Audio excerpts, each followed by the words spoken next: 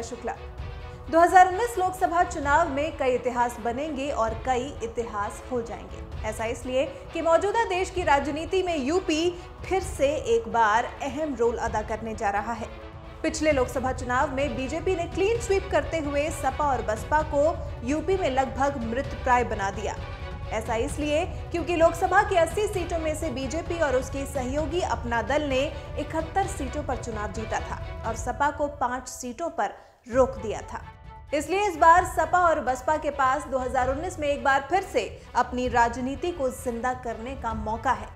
ऐसे में देखना है कि अखिलेश यादव और मायावती आपस में हाथ मिलाकर इतिहास रचते हैं या फिर खुद इतिहास बन जाते हैं।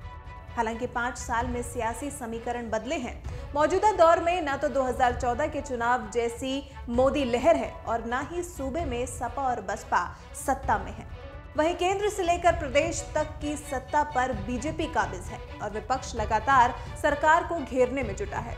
सपा बसपा के साथ आने से बीजेपी की राह 2019 के लोकसभा चुनाव में काफी मुश्किल भरी हो जाएगी। सूबे में दोनों दलों के पास मजबूत वोट बैंक है।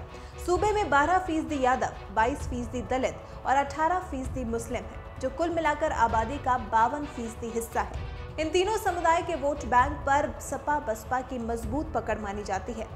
सूबे में 1993 के विधानसभा चुनाव में सपा बसपा ने गठबंधन कर इतिहास रच दिया था।